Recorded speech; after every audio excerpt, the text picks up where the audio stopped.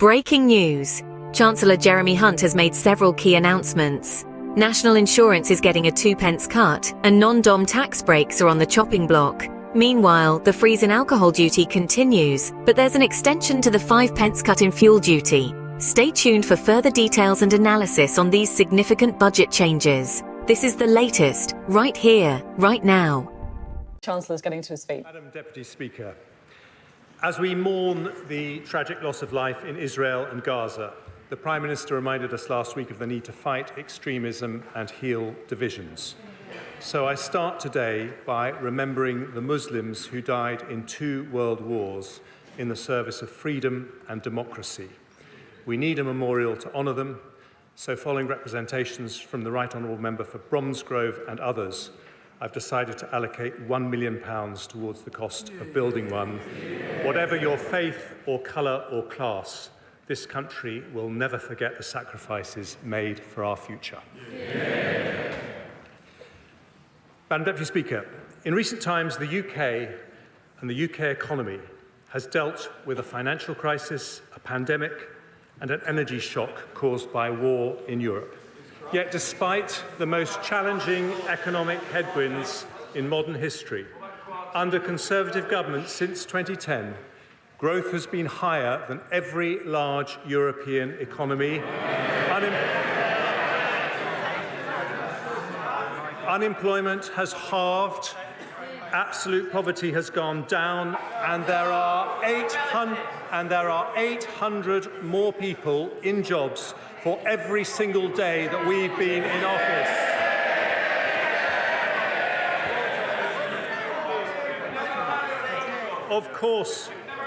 Of course, interest rates remain high as we bring down inflation. But because of the progress we've made, because we are delivering the Prime Minister's economic priorities, we can now help families not just with temporary cost of living support, but with permanent cuts in taxation. Yeah. We do this to give much needed help in challenging times, but also because Conservatives know lower taxes mean higher growth. And higher growth means more opportunity, more prosperity, and more funding for our precious public services. But if we want that growth... What? The Chancellor has hardly said anything.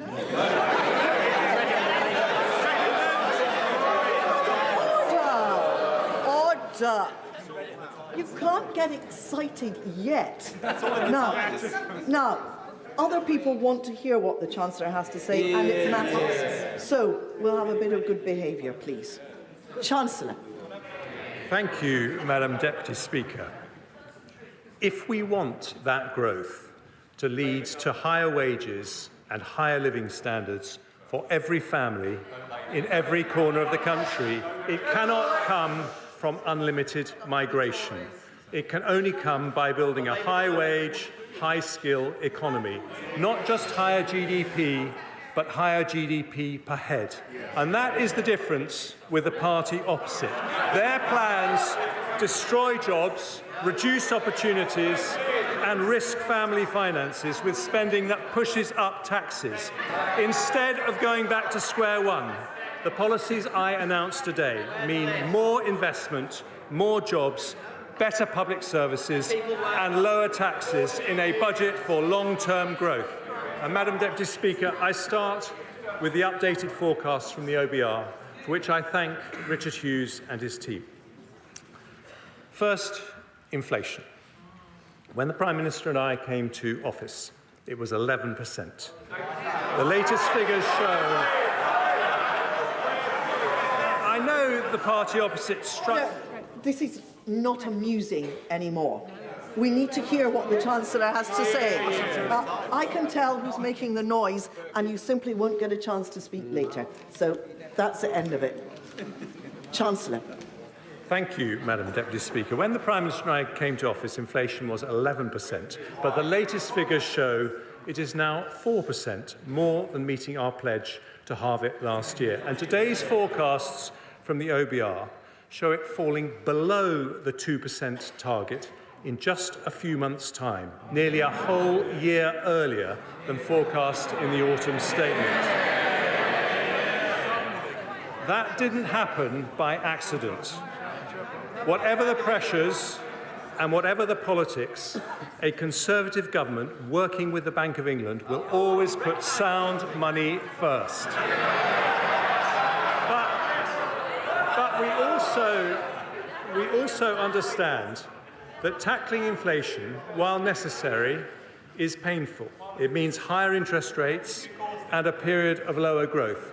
So we've given the average household £3,400 in cost of living support over the last 2 years. Doing so makes economic as well as moral sense. The OBR predicted real household disposable income per person would fall by 2% in the last year. Instead, after this support, it is on track to rise by 0.8%. And today I take further steps to help families with cost of living pressures, starting with measures to help the poorest families. We've already abolished higher charges for electricity paid by those on prepayment meters, increased the local housing allowance, and raised benefits by double expected inflation. Today I focus on those falling into debt. Nearly 1 million households on universal credit take out budgeting advance loans to pay for more expensive emergencies like boiler repairs or help getting a job. To help make such loans more affordable, I've today decided to increase the repayment period for new loans from 12 months to 24 months. For some people, I thought they cared about people on the lowest incomes.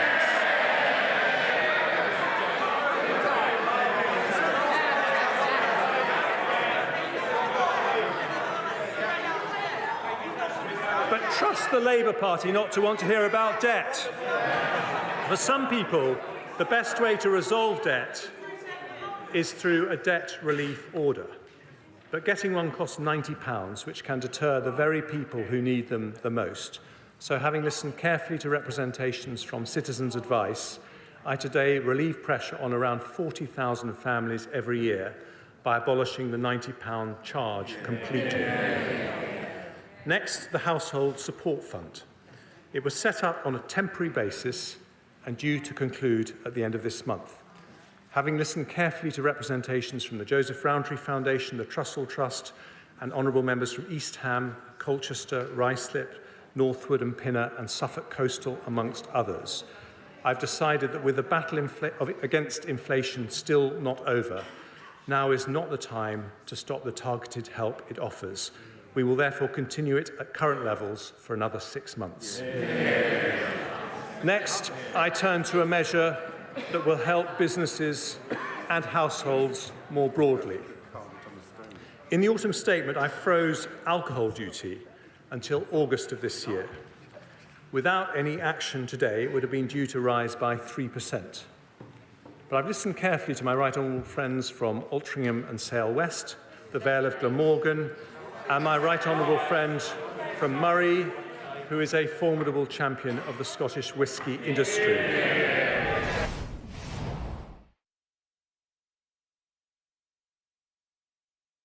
Supporter of the wonderful, who pointed out the pressures of the industry.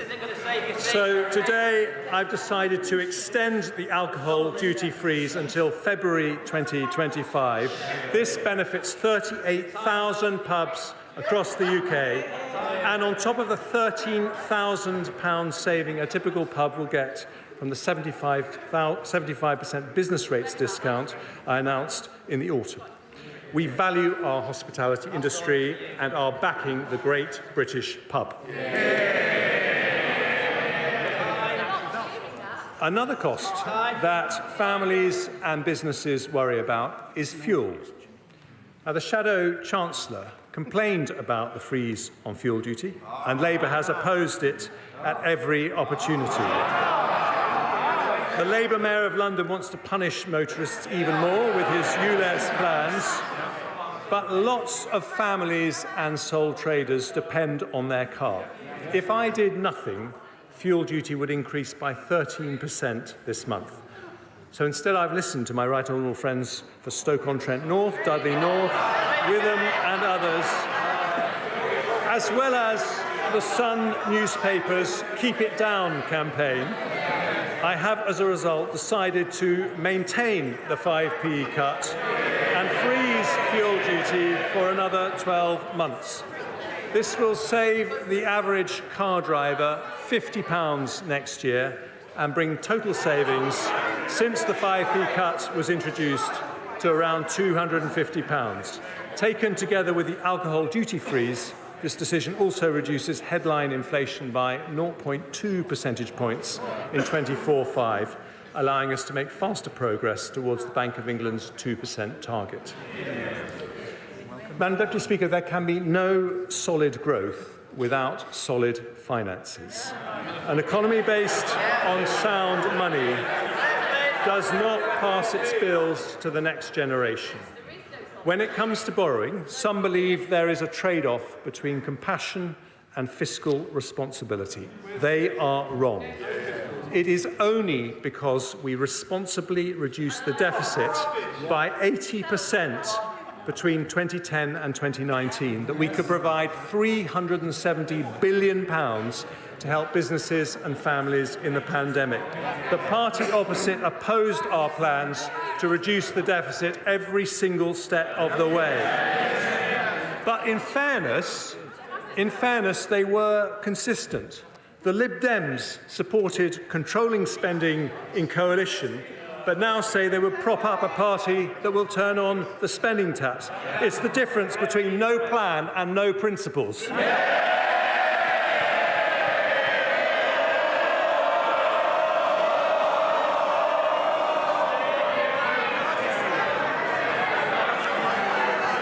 Delighted the right honourable gentleman from the Lib Dems was here to hear it for once.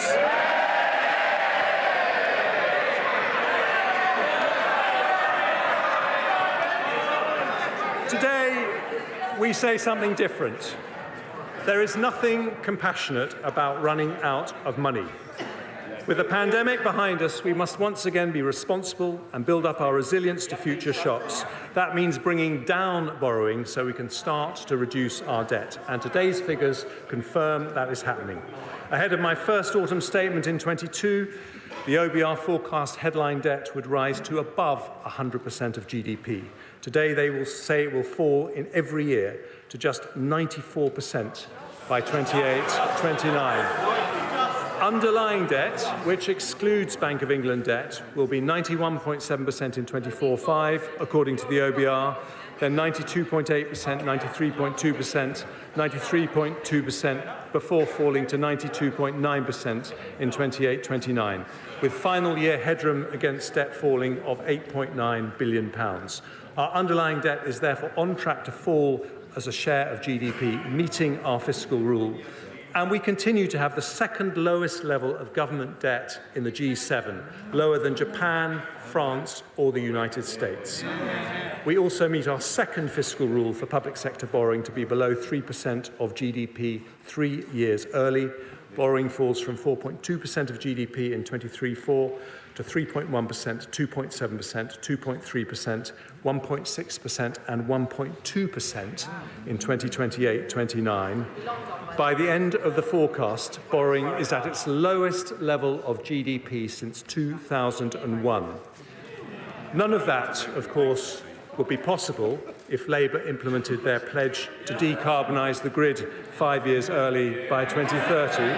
By their own calculations, that costs £28 billion a year to do. But last month, after flip-flopping for months, they said they're not going to spend the £28 billion after all, but somehow they'll meet their pledge. Somehow, Madam Deputy Speaker, can only mean one thing: tax rises on working families.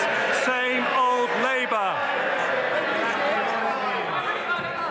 Today, in contrast, a Conservative government brings down taxes with borrowing broadly unchanged. In fact, borrowing is slightly lower than the autumn statement. And the fact that we are bringing borrowing down is something of particular importance to one very special person. Sir Robert Stamen is the outgoing Chief Executive of the Government's Debt Management Office. And after 20 years of exceptional public service, he is in the gallery. Thank you, Sir Robert. I now turn to growth. Just after I became Chancellor, the OBR expected GDP to fall by 1.4% in the following year. In fact, it grew, albeit slowly. Now the OBR expects the economy to grow by 0.8% this year and 1.9% next year, 0.5% higher than their autumn forecast. After that, growth rises to 2.2%, 1.8% and 1.7% in 2028. Since 2010, they don't want to hear this, but these are the facts. Since 2010, we have grown faster than Germany, France or Italy, the three largest European economies. And according to the IMF, we will continue to grow faster than all three of them in the 5 years ahead. Surveys by Lloyds and Deloitte show business confidence is returning. In other words, because we have turned the corner on inflation, we will soon turn the corner on growth. And today's OBR forecasts also show that we have made good progress on the Prime Minister's three economic priorities. Compared to when the three pledges were made, inflation has halved, debt is falling in line with our fiscal rules, and growth is fully 1.5 percentage points higher than predicted. And as growth returns, they don't have a growth plan, so they might as well listen to ours. As growth returns, our plan is for economic growth not sustained through migration, but one that raises wages and living standards for families. Not just higher GDP, but higher GDP per head, and that means sticking to our plan with a budget for long-term growth, more investment, more jobs, better public services and lower taxes. And I start with investment. Economists say that stimulating investment is the most effective way to raise productivity and therefore wages and living standards. Since 2010, we've been doing just that. Business, well, you might want to listen to what I'm about to say because business investment has risen from an average of 9.3% of GDP under Labour to 9.9% under the Conservatives. And this year it will be 10.6% of GDP. That is £30 billion more business investment than if it had continued at Labour levels. And it's still going up. In the short period since the autumn statement, Nissan have announced they'll build 2 new electric car models in the UK. Microsoft and Google have announced data centres worth over £3 billion. Thanks to my right honourable friend, the Business Secretary, the Global Investment Summit unlocked £30 billion of investment. In fact, since 2010, greenfield foreign direct investment has been higher than anywhere else in Europe. And for the last 3 years, we have been the third highest in the world after the United States and China. And we're not stopping there. In the autumn statement, I announced we would introduce permanent full expensing, a £10 billion tax cut for businesses that gives the UK the most attractive investment tax regime of any large European or G7 country. It was welcomed by over 200 business leaders, with the CBI saying it was a game changer and the single most transformational thing we could do to fire up the British economy. And today I take further steps to boost investment. Having listened to calls from the CBI, Make UK and the BCC, we'll shortly publish draft legislation for full expensing to apply to leased assets, a change I intend to bring in as soon as it's affordable. We'll also help small businesses, something close to my own heart, as well as the business rate support and work on prompt payments I announced in the autumn. I'll provide £200 million of funding to extend the recovery loan scheme as it transitions to the growth guarantee scheme, helping 11,000 SMEs access the finance they need. And following representations from the Federation of Small Business, as well as honourable members for Loughborough, Southend West and Rother Valley, I will reduce the administrative and financial impact of VAT by increasing the VAT registration threshold from £85,000 to £90,000 from April the 1st, the first increase in 7 years. That will bring tens of thousands of businesses out of paying VAT altogether and encourage many more to invest and grow. I now move to measures to address historic underinvestment in our nations and regions. Since we started levelling up in 2019, 2/3 of all new salaried jobs have been created outside London and the South East. We've announced 13 investment zones and 12 free ports, which continue to attract investment, including recently, thanks to the efforts of Mayor Ben Houchen from the Numa Group, who are investing £15 million into the Tees Valley investment zone. Today, working with the Levelling Up Secretary, I devolve further power to local leaders who are best placed to promote growth in their areas. I can announce the North East Trailblazer devolution deal, providing a package of support for the region potentially worth over £100 million. I'll devolve powers to Buckinghamshire, Warwickshire, and to the most beautiful county in England, Surrey. I see the Leader of the Opposition smiling because, like me, he is a Surrey boy. I know he's been taking advice from Lord Mandelson, who yesterday rather uncharitably said he needed to shed a few pounds. Ordinary families will shed more than a few pounds if that lot get in.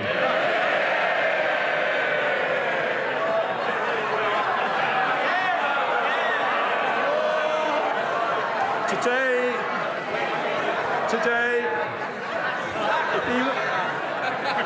if he wants to join me on my marathon training, he's most welcome as well. Today, we continue to spread opportunity throughout the country by allocating £100 million of levelling up funding to areas including High Peak, Dundee, Conway, Erewash, Redditch and Coventry to support cultural projects in these communities, alongside support for capital projects across the country, including in Bingley. We are expanding the long-term plan for towns to 20 new places, including Darlington, home of the Treasury's fantastic Darlington Economic Campus, Coleraine, Peterhead, Runcorn, Harlow, Eastbourne, Arbroath and Rhyl, providing each with £20 million of funding to invest in community regeneration over the next decade.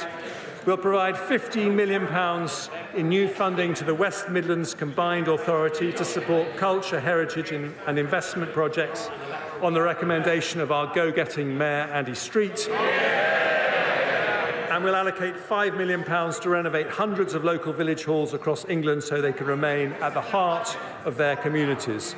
And because this is a Conservative and Unionist government, we'll also set aside funding to support the Saxavord Spaceport in Shetland, an agri-food launchpad in mid-Wales, and funding to support Northern Ireland's businesses to expand global trade and investment opportunities. As a result of the decisions we take today, the Scottish Government will receive nearly £300 million in Barnet consequentials, with nearly £170 million for the Welsh Government and £100 million for the Northern Ireland Executive. I do appreciate that a tax-cutting budget is very uncomfortable for the biggest tax risers in the United Kingdom. We also want to level up opportunity across the generations, including building more houses for young people, and we're on track to deliver over 1 million homes in this Parliament. Last week, the Levelling Up Secretary allocated £188 million to support projects in Sheffield, Blackpool and Liverpool, and today I go further, allocating £242 million of investments in Barking Riverside and Canary Wharf, which together will build nearly 8,000 houses, as well as transforming Canary Wharf into a new hub for life science companies. We're launching a new £20 million community-led housing scheme supporting local communities to deliver the developments they want and need. And I'm pleased to announce the next steps for Cambridge to reach its potential to be the world's leading scientific powerhouse.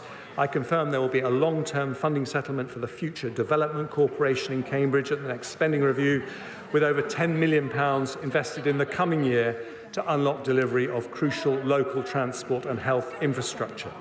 The final levelling up measures I announced today support North Wales, where I have many happy childhood memories, in mould, following representations from the Honourable Member for the Vale of Clwyd. We will help fund the renovation of Theatre Clwyd.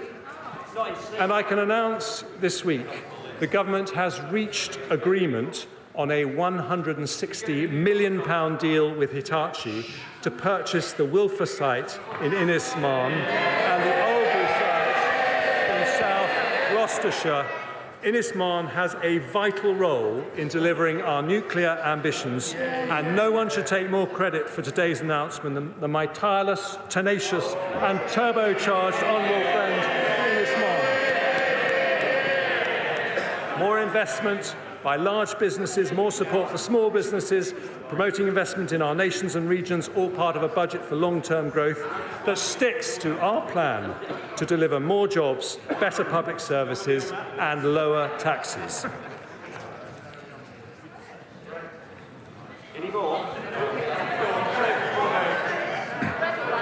I now turn to one of the most powerful ways to attract investment, namely supporting our most innovative industries.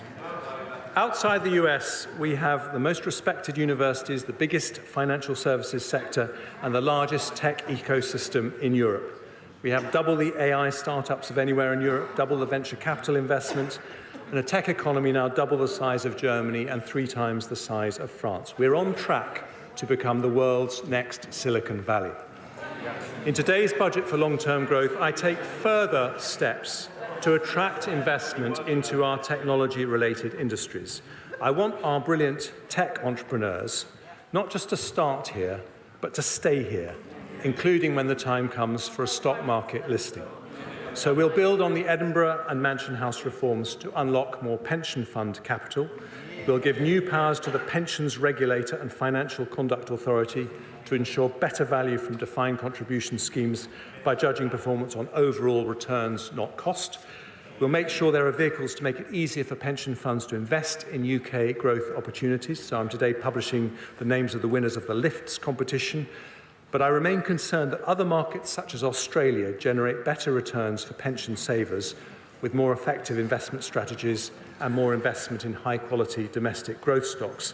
So I will introduce new requirements for DC and local government pension funds to disclose publicly their level of international and UK equity investment, and I'll then consider what further action should be taken if we're not on a positive trajectory towards international best practice.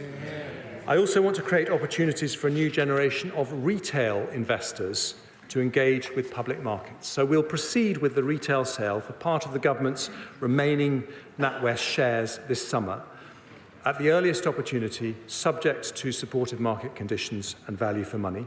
We'll continue to explore how savers could be allowed to take their pension pots with them when they change job. We'll make it easier for people to save for the long term with a new British savings bond delivered through National Savings and Investment, offering savers a guaranteed rate fixed for 3 years. And today, following calls from over 200 representatives of the city and our high-growth sectors, I will reform the ISA system to encourage more people to invest in UK assets. After a consultation on its implementation, I will introduce a brand new British ISA, which will allow an additional £5,000 annual investment for investments in UK equity with all the tax advantages of other ISAs. And this will be on top of the existing ISA allowances, ensure British savers can benefit from the growth of the most promising UK businesses, as well as supporting those businesses with the capital to expand. And I turn now to our other growth industries, starting with clean energy. We want nuclear to provide up to a quarter of our electricity by 2050. And as part of that, I want the UK to lead the global race in developing cutting-edge nuclear technologies. I can therefore announce that Great British Nuclear will begin the next phase of the small modular reactor selection process, with companies now having until June to submit their initial tender responses. Our brilliant Energy Security and Net Zero Secretary will also allocate up to £120 million more to the Green Industries Growth Accelerator to build supply chains for new technology ranging from offshore wind to carbon capture and storage. By January of next year, as promised in the autumn statement, we'll have a new faster connections process to the grid up and running. In advanced manufacturing, we've announced a further £270 million of investment into innovative new automotive and aerospace R&D projects, building the UK's capabilities in zero-emission vehicle and clean aviation technologies. And I now turn to our creative industries. We have become Europe's largest film and TV production centre, with Idris Elba, Keira Knightley and Orlando Bloom all filming their latest productions here. Studio space in the UK has doubled in the last 3 years, and at the current rate of expansion, next year we will be second only to Hollywood globally. In the autumn statement, I committed to providing more tax relief for visual effects in film and high-end TV. I can today confirm that we will increase the rate of tax credit by 5% and remove the 80% cap for visual effects costs in the audiovisual expenditure credit. Having worked closely with the Culture Secretary and listened carefully to representations from companies like Pinewood, Warner Brothers and Sky Studios, we'll provide eligible film studios in England with a 40% relief on their gross business rates until 2034. And having heard representations from the British Film Industry Pact and indeed the Prime Minister, we will introduce a new tax credit for UK independent films with a budget of less than £15 million. For our creative industries more broadly, we will provide £26 million of funding to our preeminent theatre, the National Theatre, to upgrade its stages. And today I particularly want to recognise the contribution of our creative industries and the tourism that comes from orchestras, museums, galleries and theatres. In the pandemic, we introduced higher 45% and 50% levels of tax relief, which were due to end in March 25. They have been a lifeline for performing arts across the country.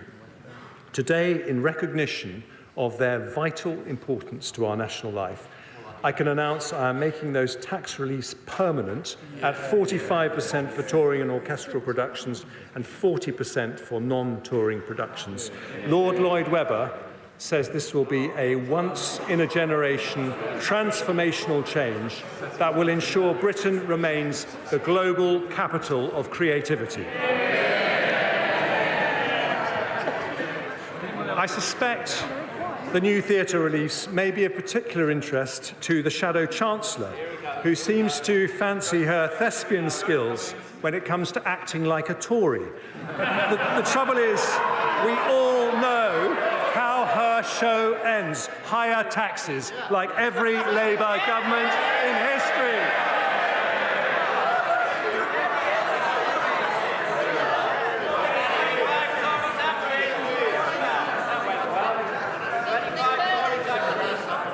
I'm delighted they are cheering the fact that Labour governments always put up taxes. They're right. And I also want to mention our life sciences sector, where we will support research by medical charities into diseases such as cancer, dementia and epilepsy, with an additional £45 million, including £3 million for Cancer Research UK. But I have long believed we should be manufacturing medicines as well as developing them. So I can today also announce a brand new investment by one of our greatest life science companies, AstraZeneca, led by mon ami, the irrepressible Sir Pascal Soriot. AstraZeneca made their COVID vaccine available to developing countries at cost, as a result saving over 6 million lives. And today, because of the government's support for the life sciences sector, they announced plans to invest £650 million in the UK to expand their footprint on the Cambridge Biomedical Campus and fund the building of a vaccine manufacturing hub in Speke in Liverpool. More investment better jobs in every corner of the country in a long-term budget for growth from a Conservative government.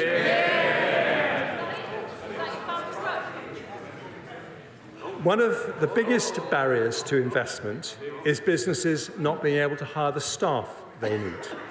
The economy today has around 900,000 vacancies. It would be easy to fill them with higher migration, but with over 10 million adults of working age who are not in work, that would be economically and morally wrong. Those who can work should. And this is an issue that I have tackled in every budget and autumn statement I've delivered. A year ago, I abolished the pensions lifetime allowance, which pushed doctors and others to take early retirement. Ask any doctor what they think about Labour's plans to bring it back, and they will say, don't go back to square one. In the autumn, with the help of our superb Work and Pensions Secretary, we announced the Back to Work plan, which will support 1 million adults with medical conditions and reduce the number of people assessed as not needing to work by 2/3. A year ago, I also announced the biggest ever expansion of childcare, extending the 30-hour free childcare offer. Just listen. Extending the 30-hour free childcare offer to all children of working parents from 9 months. We've not had a childcare plan from Labour, so you might want to listen to ours. Our plan will mean an extra 60,000 parents enter the workforce in the next 4 years, a tremendous achievement for the Education Secretary, who I think is doing an effing good job.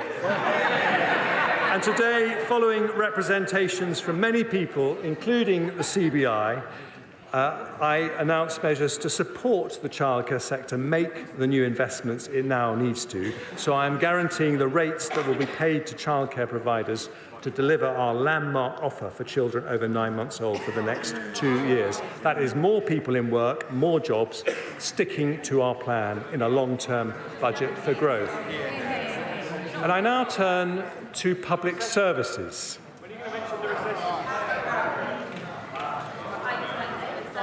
I thought they were supposed to be interested in public services.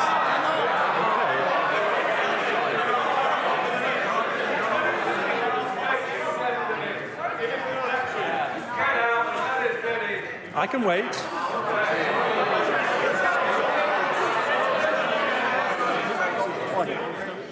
Order. A little bit of murmuring is normal. I shouldn't be able to hear what you're saying over there. That is clearly out of order. Now, let's have some courtesy. Chancellor. Thank you, Madam Deputy Speaker. Good public services need a strong economy to pay for them. But a strong economy also needs good public services. In 2010, schools in the UK were behind Germany, France and Sweden in the OECD's PISA education rankings for reading and maths. Now, after Conservative reforms, we are ahead of them. Burglaries and violent crime have halved in the last 14 years after we invested in 20,000 more police officers. Our armed forces remain the most professional and best funded in Europe, with defence spending already more than 2% of GDP. We're providing more military support to Ukraine than nearly any other country, and our spending will rise to 2.5% as soon as economic conditions allow. The NHS is still recovering from the pandemic, but has 42,000 more doctors and 71,000 more nurses than it did under Labour. That is 250 more doctors and 400 more nurses for every single month that we've been in office. Now, resources matter, of course, which is why, despite all the economic shocks we have faced, overall spending on public services has gone up since 2010, in the case of the NHS by more than a third in real terms. But although spending has continued to rise every year, public sector productivity still remains below pre-pandemic levels by nearly 6%. This demonstrates that the way to improve public services is not always more money or more people. We also need to run them more efficiently. We need a more productive state, not a bigger state. In autumn 2022, I set day-to-day spending to increase by 1% a year in real terms over the next Parliament. Some say that's not enough and we should raise spending by more. Others say it's too much and we should cut it to improve efficiency. Neither are right. It's not fair to ask taxpayers to pay for more when public service productivity has fallen. Nor would it be wise to reduce that funding given the pressures public services face. So I'm keeping the planned growth in day-to-day spending at 1% in real terms, but we are going to spend it better. So today, they don't have a plan for public services, like everything else. So why not listen to ours?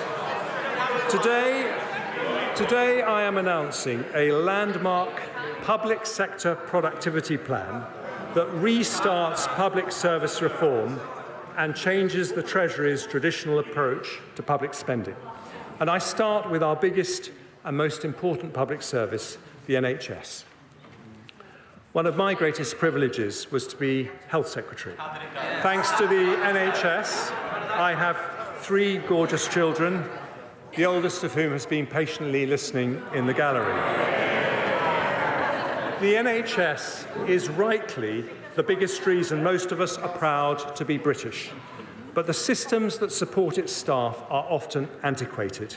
Doctors, nurses and ward staff spend hours every day filling out forms when they could be... Mr. Streeting, when patients don't show up... I don't like to interrupt the Chancellor. You're too close to me to be shouting that loudly. If you want to shout that loudly, you should concentrate up there. I apologise for interrupting the Chancellor.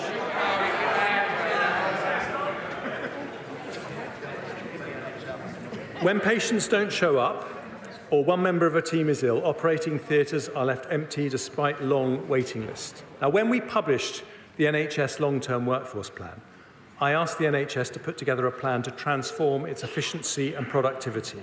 I wanted better care for patients, more job satisfaction for staff, and better value for taxpayers. Making changes on the scale we need is not cheap. The investment needed to modernise NHS IT systems so they're as good as the best in the world costs £3.4 billion. But it helps unlock £35 billion of savings, 10 times that amount. So in today's budget for long-term growth, I have decided to fund the NHS productivity plan in full. Yeah. With that new investment, we will slash the 13 million hours lost by doctors and nurses every year to outdated IT systems. We will cut down and potentially halve form filling by doctors using AI. We will digitise operating theatre processes, allowing the same number of consultants to do an extra 200,000 operations a year. We'll fund improvements to help doctors read MRI and CT scans more accurately and quickly, speeding up results for 130,000 patients every year and saving thousands of lives, something I know would have delighted my brother Charlie, who I recently lost to cancer. We'll improve the NHS app so it can be used to confirm and modify all appointments, reducing up to half 500,000 missed appointments annually and improving patient choice. We'll set up a new NHS staff app to make it easier to roster electronically and end the use of expensive off-framework agencies. And as a result of this funding, all hospitals will use electronic patient records, making the NHS the largest digitally integrated healthcare system in the world. Today's announcement doubles the amount the NHS is investing on digital transformation over 3 years. And on top of this longer-term transformation, we'll also help the NHS meet pressures in the coming year with an additional £2.5 billion. This will allow the NHS to continue its focus on reducing waiting times and brings the total increase in NHS funding since the start of the Parliament to 13% in real terms. The NHS was there for us in the pandemic, and today, with nearly £6 billion of additional funding, a Conservative government is there for the NHS.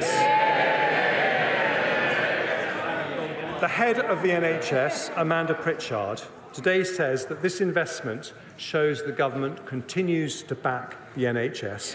She says that as a result of it, the NHS can commit to delivering 1.9% annual productivity growth over the next Parliament, more than double the average productivity growth in public services between 2010 and 2019. But today is not just about the NHS. I want this groundbreaking agreement with the NHS to be a model for all our public services.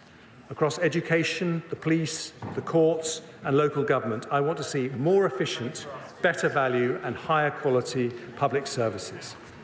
So today I can announce that in the next spending review, the Treasury will do things differently. We will prioritise proposals that deliver annual savings within 5 years, equivalent to the total cost of the investment required. And today we make a start with some excellent proposals. Violence reduction units and hotspot policing have prevented an estimated 136,000 knife crimes and other violent offences, as well as over 3,000 hospital admissions. Every crime costs money, so we will provide £75 million to roll that model out in England and Wales. Police officers waste around 8 hours a week on unnecessary admin. With higher productivity, we could free the equivalent of 20,000 police officers over a year. So we will spend £230 million rolling out time and money-saving technology, which speeds up police response times by allowing people to report crimes by video call and, where appropriate, use drones as first responders. Too many legal cases, particularly in family law, should never go to court, and it would cost us less if they didn't. So we'll spend £170 million to fund non-court resolution, reduce reoffending and digitise the court process. Too many children in care end up being looked after by unregistered providers that are much more expensive. So we'll invest £165 million over the next 4 years to reduce that cost by increasing the capacity of the Children's Homes estate. Special education need provision can be excellent when outsourced to independent sector schools, but also expensive. So we'll invest £105 million over the next 4 years to build 50 new special free schools to create additional high-quality places and increase choice for parents. And we'll also put in place a plan to realise the tens of billions of savings recommended in an excellent speech by the head of the National Audit Office. The OBR say a 5% increase in public sector productivity would be the equivalent of around £20 billion in extra funding. With these plans, we can deliver that and more. And if we ensure they are cash-releasing savings, as we are committed to doing, it will be possible to live with more constrained spending growth without cutting services valued by the public. So with the energy and drive of my talented Chief Secretary to the Treasury, we launch our public sector productivity plan in today's budget for long-term growth, more investment, more jobs, better public services, and one more thing, lower taxes.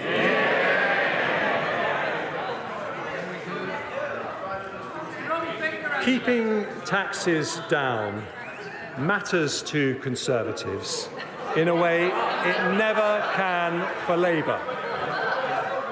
We believe that in a free society, the money you earn doesn't belong to the government, it belongs to you. And if we want to encourage hard work, we should let people keep as much of their own money as possible. Conservatives look around the world at economies in North America and Asia and notice that countries with lower taxes generally have higher growth. Now, economists argue about cause and correlation, but we know that lower taxed economies have more energy, more dynamism and more innovation. And we know that's Britain's future too. Before I explain how we will bring down taxes, I start with some measures to make our system simpler and fairer. To discourage non-smokers from taking up vaping, we're today confirming the introduction of an excise duty on vaping products from October 26 and publishing a consultation on its design. Because vapes can also play a positive role in helping people quit smoking, we'll introduce a one-off increase in tobacco duty at the same time to maintain the financial incentive to choose vaping over smoking. I'll make a one-off adjustment to rates of air passenger duty on non-economy flights only to account for high inflation in recent years, and I'll provide HMRC with the resources they need to ensure everyone pays the tax they owe, leading to an increase in revenue collected of over £4.5 billion across the forecast period. Next, I turn to property taxation. In recent months, following tenacious representation from the honourable members for St Austell and Newquay, North Devon, cities of London and Westminster, Torbay and Truro and Falmouth, I have been looking closely at our furnished holiday lettings tax regime. I am concerned that this tax regime is creating a distortion, meaning there are not enough properties available for long-term rental by local people. So to make the tax system work better for local communities, I'm going to abolish the furnished holiday lettings regime. I've also been looking at stamp duty relief for people who purchase more than one dwelling in a single transaction, known as multiple dwellings relief. I see the Deputy Leader of the Labour Party paying close attention, given her multiple dwellings.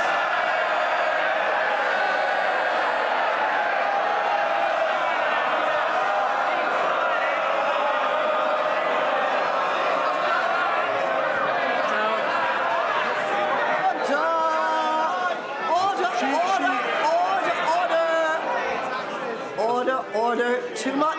Too much excitement. We haven't actually heard, because we can't hear what the Chancellor is trying to say. OK, and I can hear who is shouting there. You won't get to speak later. Chancellor. I'm sorry to disappoint her, but multiple dwellings relief was not actually designed for her, but intended to...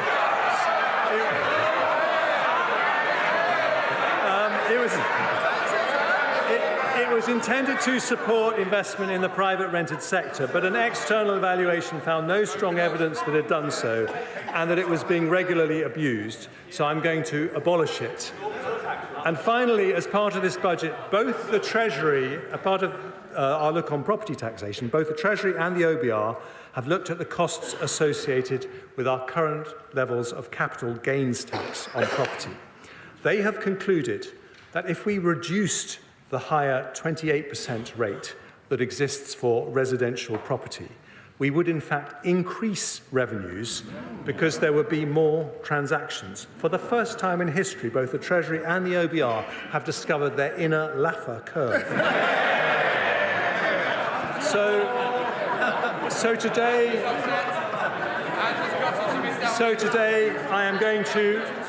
today I'm going to reduce the higher rate of property capital gains tax from 28% to 24%. That really is for you, Angela.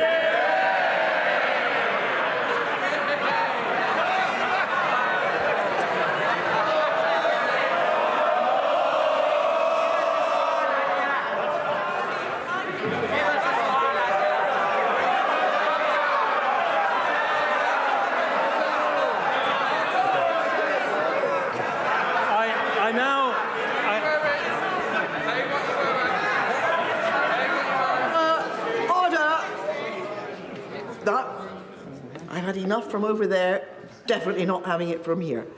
Chancellor. I now turn to oil and gas. Unlike the party opposite, we want to encourage investment in the North Sea, so we will retain generous investment allowances for the sector.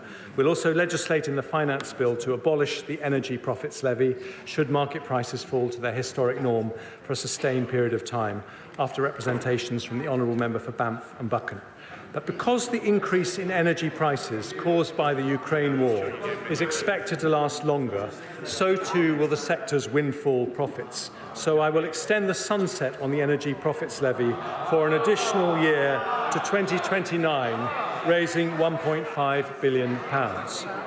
Next, I turn to the taxes paid by those who are resident in the UK but not domiciled here for tax purposes.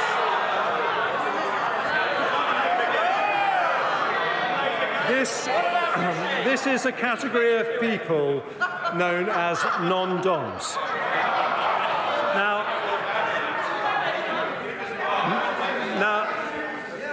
Now, Nigel Lawson wanted to end the non-dom regime in his great tax reforming budget of 1988, which is where I suspect the Labour Party got the idea from. But I, too, have always believed that provided we protect the UK's attractiveness to international investors, those with the broadest shoulders should pay their fair share. After looking at the issue over many months, I've concluded that we can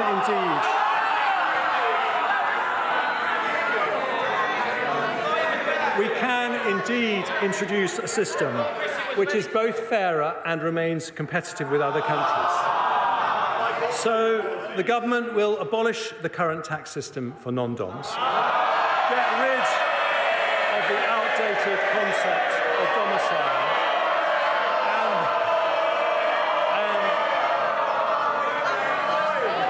and I aim to please all sides of the House in all my budgets.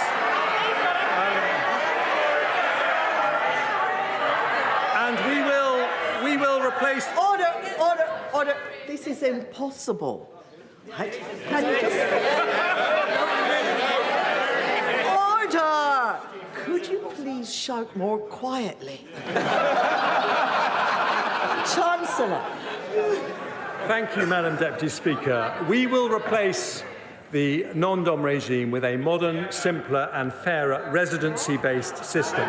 From April 25, new arrivals to the UK will not be required to pay any tax on foreign income and gains for their first 4 years of UK residency, a more generous regime than at present and one of the most attractive offers in Europe. But after 4 years, those who continue to live in the UK will pay the same tax as other UK residents. Recognising the contribution of many of these individuals to our economy, we will put in place transitional arrangements for those benefiting from the current regime. That will include a 2-year period in which individuals will be encouraged to bring wealth earned overseas to the UK, where it can be spent and invested here, a measure that will attract onshore an additional £15 billion of foreign income and generate more than £1 billion of extra tax. Overall, abolishing non-dom status will raise £2.7 billion a year by the end of the forecast period. That is money the party opposite planned to use for spending increases, but today a Conservative government makes a different choice. We use that revenue to help cut taxes on working families.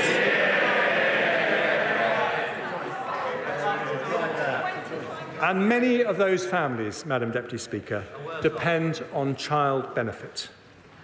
But the way we treat child benefit in the tax system is confusing and unfair.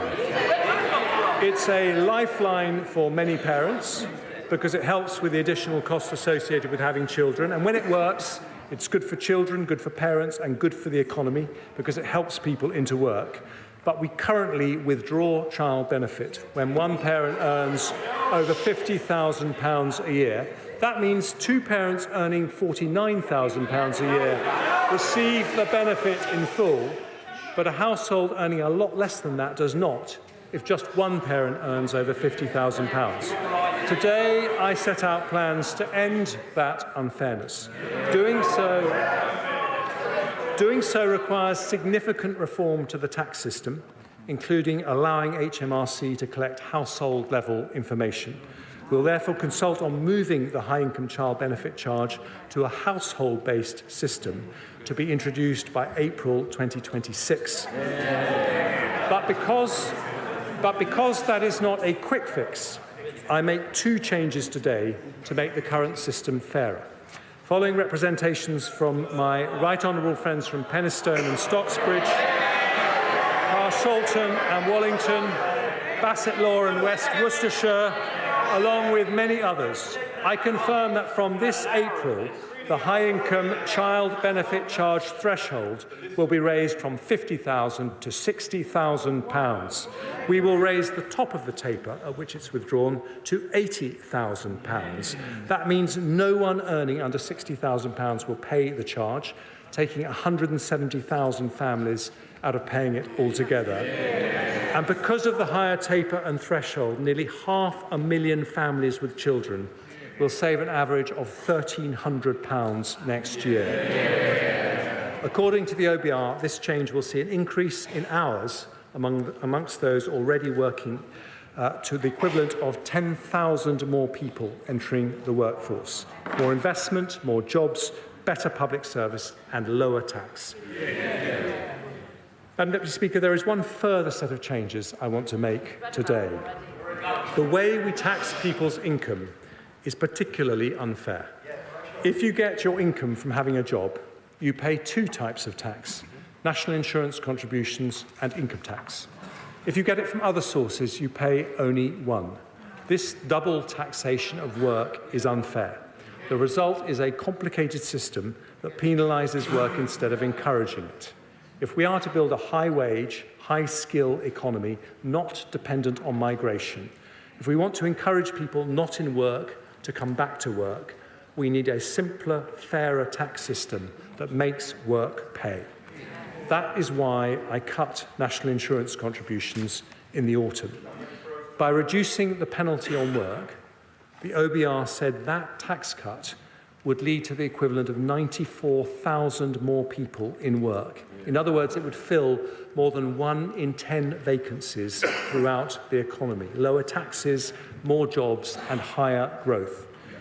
Today, because of the progress we have made bringing down inflation, because of the additional investment that is flowing into the economy, because we have a plan for better and more efficient public services, and because we have asked those with the broadest shoulders to pay a bit more. Order. Mr. Perkins.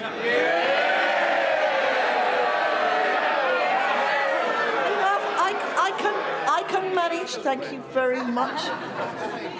5 times I've heard what you said. I let you away with it. Now that's enough. One more strike and you're out.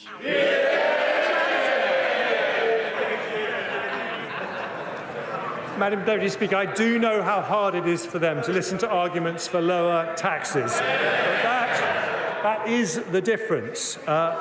Because we have asked those with the broadest shoulders to pay a bit more, today I go further. From April the 6th, employee national insurance will be cut by another 2p from 10% to 8%.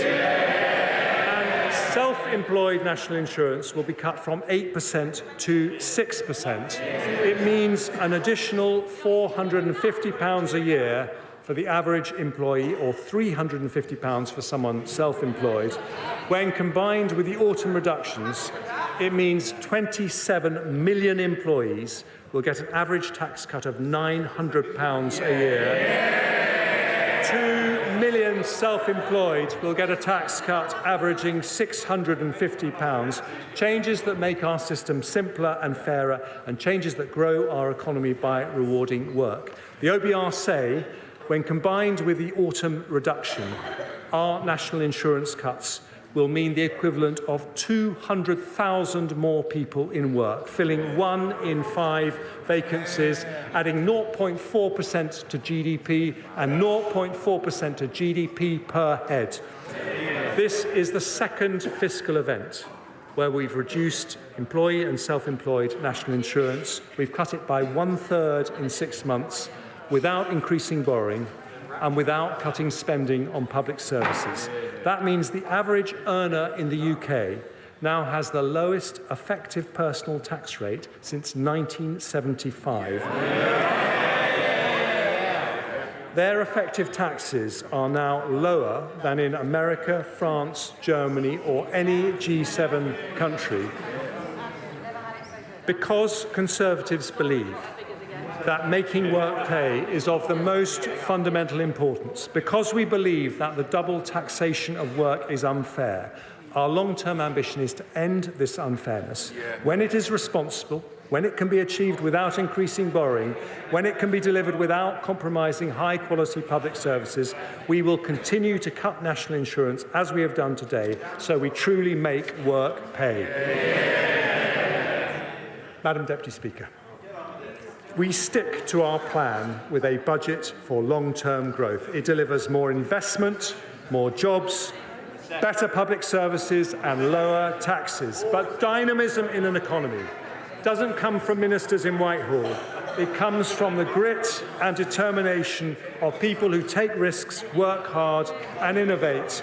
Not government policies, but people power. It is to unleash people power that we today put this country back on the path to lower taxes. A plan to grow the economy versus no plan. A plan for better public services versus no plan. A plan to make work pay versus no plan. Growth up, jobs up, taxes down. I commend this statement to the House.